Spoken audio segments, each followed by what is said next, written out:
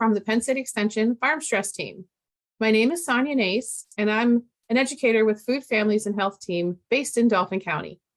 Today, I'll be talking with Amber Hughes about how we can handle stress caused by things that are beyond our control. Thanks for talking with me today, Amber. Yeah, thanks for having me on, Sonia. Since this is a new series, can you please tell us a little bit about your role with Penn State Extension and your involvement in the Farm Stress Team? Sure. I'm also a Food, Families, and Health educator through Penn State Extension, based out of Susquehanna County in Northeast Pennsylvania. I work primarily with our family well-being team, providing education on mental health resources for all ages, along with our farm stress team. My heart is really involved with the work of our farm stress team because I was raised on a farm and have seen firsthand how farm stress can be such a stigmatizing and polarizing topic among farmers that often gets pushed under the table. More relevant to today's topic of conversation, I'm also a certified emergency medical technician who has worked primarily in rural communities. Thanks, Amber. In general, can you explain the benefits about talking about stress? Yeah, so when you're able to open up and talk about the things that are stressing you, it really opens the door for so many other beneficial things to happen. Most importantly, the person who is releasing their stress is able to define and actually put a label on what is really stressing them out. So by talking about stress, it helps rank how significant that stress really is and makes it real, puts a value on it. And it also gives you that power to acknowledge that it's, yes, stressing you out, but you have the ability to control that stress if need be. So if we think about something, just take a second here to picture this. If you have a family member or a friend who comes up to you and is willing to open up about what is causing them stress, they're also showing that they trust you, which is really opening the door for communication. When that trust is mutual, it creates a really supportive environment where the person that was approached also might feel comfortable telling you what's stressing them out. And you might be able to make connections that way that otherwise wouldn't have existed.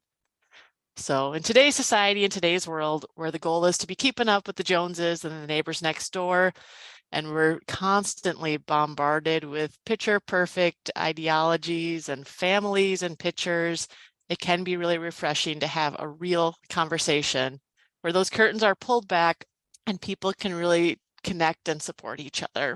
I'll admit the farming community can be a really tough community to break into because you don't really hear a lot of talk about stress and mental health at a typical gas station, coffee shop.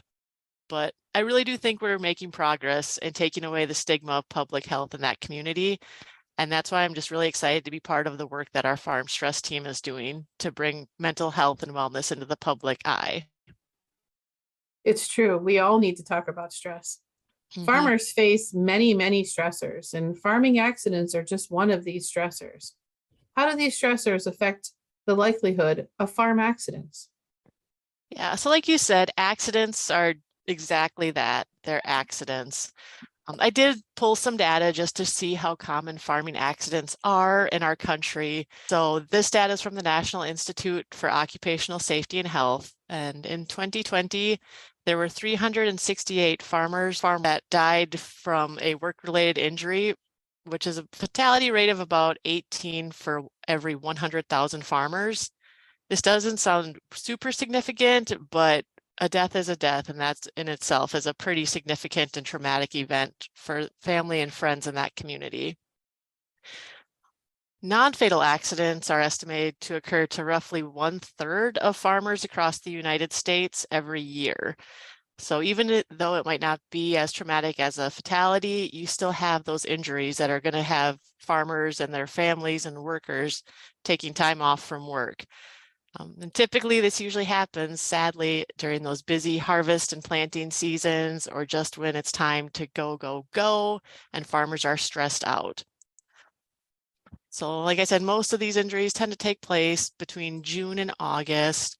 And so when farmers are forced to take that time off, this can result in money being lost and taken from their pockets because they have the inability to finish the work and finish their harvest or planting season. And One other fact that I found kind of interesting were the top 5 most common agricultural related injuries. And the number 1 is machinery rollovers. Number 2 is falls. Number 3 is entanglements. 4 is suffocation. And number 5 is burns. So all potentially really significant injuries that can have devastating effects on the body. So while we have the data on accidents, it's also important to note that while they are accidents, a lot of these accidents really could be prevented when you're using sound practices, wellness practices, such as getting enough sleep, and just thinking ahead and planning ahead. And I'll talk a little bit more about that towards the end of our session here. But stress and fatigue have been cited as being 2 of the key causes that have caused or that have led to some of these agricultural accidents. So truly, it's really important to try to aim and get that quality sleep, 7 to 8 hours every night, to really have sound judgment and a sound mind when you're working those long days. And I know I have to laugh a little bit because being a farmer's daughter, I can just imagine my dad rolling his eyes at me and shaking his head and saying that I'm crazy by telling him that he needs more sleep. When the weather's good, it's time to get the plants out, it's time to go. But honestly, if those are a couple of simple things that farmers can do to prevent these kind of traumatic accidents from happening, then why not give them a chance? You know, try to aim for that at least 3 to 4 times a week during those busy seasons, just so you have that good quality sleep behind you. That's a great tip, Amber. My dad used to say we're burning daylight. So we had to get out there and get moving. Exactly. I've heard farmers express concern on how to deal with accidents and the aftermath of those accidents. Do you have suggestions for how they can deal with this type of stress? Unfortunately, there's not really a one size fits all tried and true practice that works for those who are trying to work through the aftermath and the grief of an accident. So for those accidents that have fatalities, family members and friends are often left wondering what could have been done to prevent the accident. Sadly, as a EMT, there's been a lot of conversations at the scene of accidents with family members and friends where there's some sort of conversation that has a variation of so-and-so has been so stressed. He was really just trying to push to finish up the last little bit of harvest or get the little bit of this field done before the snow came in. And it is really sad. It's really heartbreaking to see those effects on those family members. But, you know, everyone has their own way of working through grief when there is an accident that has a fatality. And I think what's really important for a lot of people is really finding those strength in numbers, coming together, talking again, just for helping their own mental health in the future, being able to grieve how they feel is appropriate and grieve together and remember that person, but also consider it to be a bit of a lesson learned on what they can do to, again, prevent those types of accidents moving forward. Sometimes it's those non-fatal injuries that workers and farmers are forced to take time off for that really tend to be more of the problem. You know, you put a farmer who gets hurt from an accident on the sidelines during the busy season, it's kind of like putting a quarterback on the sidelines of a Super Bowl game, just because, you know, he wants to keep going and he has that mindset that he's just going to power through it no matter what. And so something to keep in mind is that there are resources across the country that can help with planting and harvesting and even just keeping up with maintenance of the farm and chores. I know that Farm Rescue is really a great national organization where volunteers can volunteer their time to help with anything really that needs to be done on the farm when there's a person who's kind of taken out a commission for a couple of weeks. So just be cognizant of some of those resources that are available for farmers if they do have to take unexpected time off. Otherwise, if you are a farmer and you find yourself suddenly with some free time on your hands that you weren't anticipating, you know, it's a great time to think about some of those old interests that you might have had to kind of keep yourself busy, keep yourself occupied. I know my dad for as much as he loves farming and he's into farming, he's also a pretty avid fisherman in the quote unquote off season of farming. So again, being able to develop and invest some more time in that also provides a great stress outlet rather than sitting there while you're recovering and just, twiddling your thumbs, because most farmers I know just won't handle that type of non-activity well. And so just being able to work through, again, there might be some grief feelings just with losing that time and dealing with whatever injury has happened, but still just trying to work through that however you see best for yourself. Those are great tips. Communities really do pull together in times of need. So as we close up our conversation today, can you wrap up with a stress management takeaway tip for our listeners?